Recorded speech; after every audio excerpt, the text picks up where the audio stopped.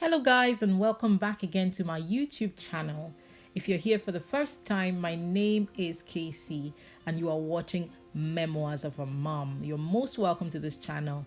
Today I'm going to be showing you how to make gluten-free and dairy-free Nigerian meat pies. Yes, I don't know about you, but my family, we love meat pie day. And if you have any member of your family who is intolerant of certain allergens, for example, dairy products or wheat or gluten, there are other ways around it. They don't have to miss out on meat pie day. They can enjoy the same as the rest of the family. You just have to know how to make it. So if you're interested to see how I'm going to achieve Nigerian meat pies without gluten or dairy, just keep watching.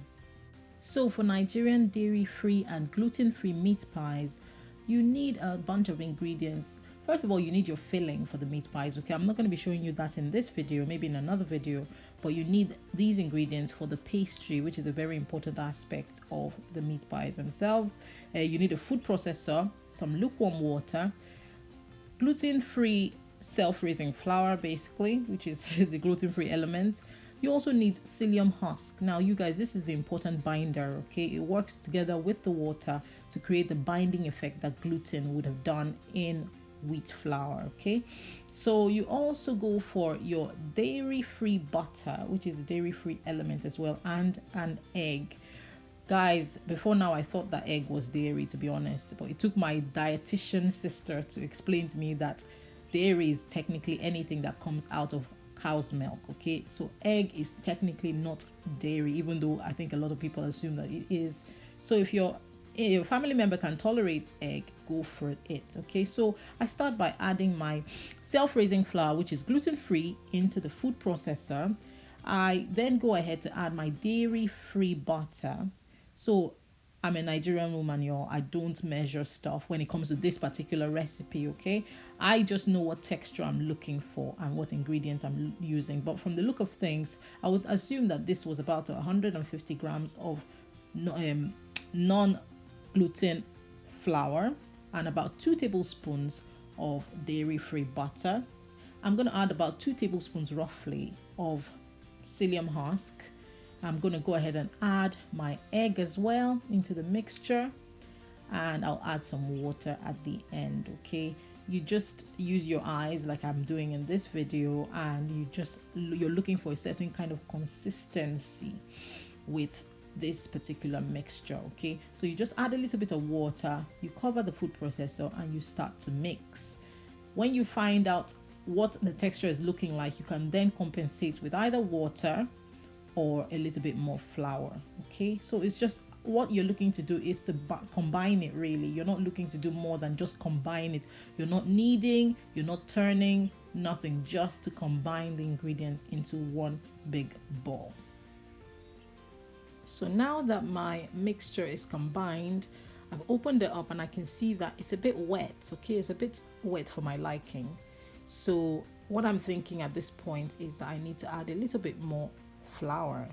So I go ahead and I do that, because yes, even though I know that this mixture is not going to be as dry as the normal mixture, I don't want it to be this wet. So there you have it. I go ahead and I add a little bit more self-raising flour, and again I'm really just eyeballing it, okay? This is just for one member of my family who cannot eat the other stuff, so I'm just trying to make a small portion so that they can enjoy meat pies as well. So I just keep adding more and more until I'm happy with the consistency, which is basically not too dry but then not too wet that I can't work with it.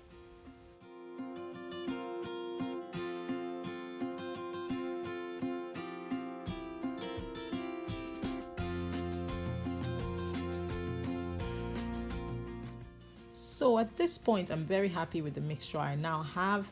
Consistency is not too wet and yet it's not too dry.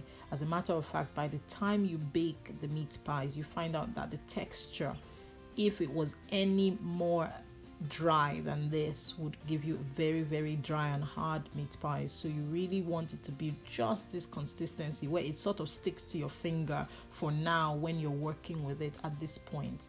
When you refrigerate it, it tends to get a little bit easier to work with, but for now it may feel a bit sticky, and that's what you want. So I wrap it up and I put it in the fridge. Then I go ahead and start to clean up my work surface where I'm going to be doing the assembly of this meat pie. I don't know about you, but I just try to clean the place, even though I am eventually still going to line the surface, but I prefer to clean it up first, just in case any of the cling film tears up while I'm doing the assembly. Okay, so I'm lining it with cling film, which is my work surface, and getting ready to assemble. After half an hour in the fridge, I take out my dough and I'm ready to assemble it. So here are the ingredients I'm going to be using. I have my cutter, which is whatever size you want to cut it to, which is a round plastic thing I'm using. I have my fork, my self-raising flour, which is gluten-free, my filling, my egg, and my pan. So yes, putting this dough in the fridge has actually made a slight difference to the texture. It's made it a bit firmer and easier to work with, but it's not as sticky as it was before, but it's still not as dry as your regular meat pie dough. So you need to bear that in mind, that nothing is wrong, it's absolutely fine, it will come out fine. So I go ahead and I begin to roll, and the key is to not to roll too hard or too far or too thin. Basically you want to keep it quite thick so that it's easy to work with. So I just go ahead and roll out my dough now.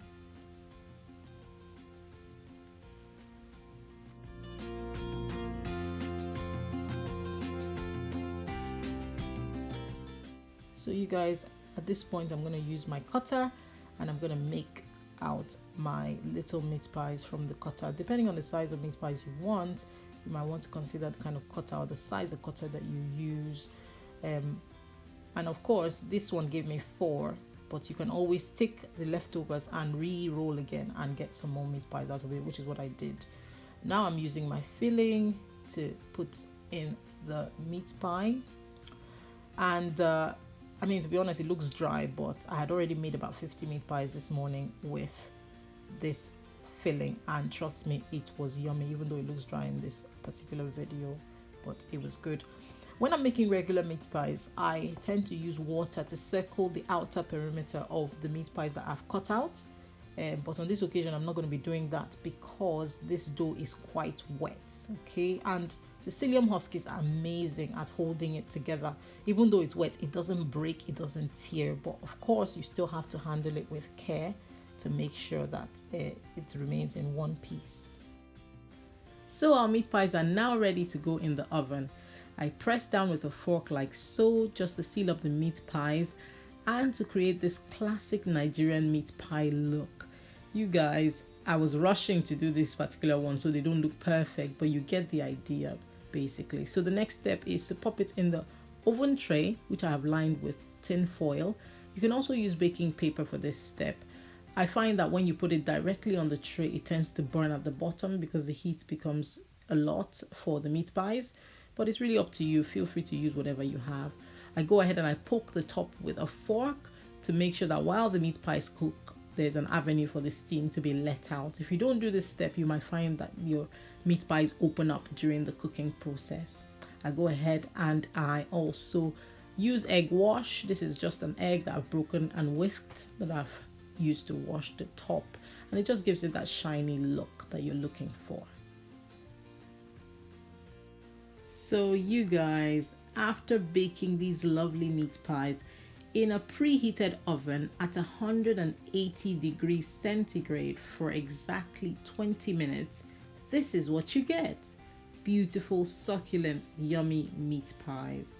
I tried one of these actually. I didn't film that part, but I did try one, and I can guarantee you there was no difference in taste between these meat pies and the other ones that I had made earlier, which are the regular ones with gluten and dairy in them. So you see, no member of your family has to feel left out or has to be denied the opportunity to enjoy Nigerian meat pies, regardless of their dietary requirements or what they are able to tolerate. They were just absolutely delicious.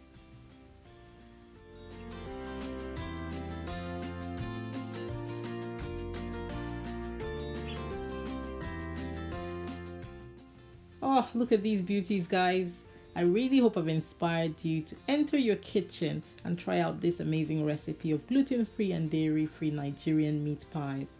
And with that, I would just like to say thank you so much for watching this video. I'll see you in my next video. Until then, bye bye.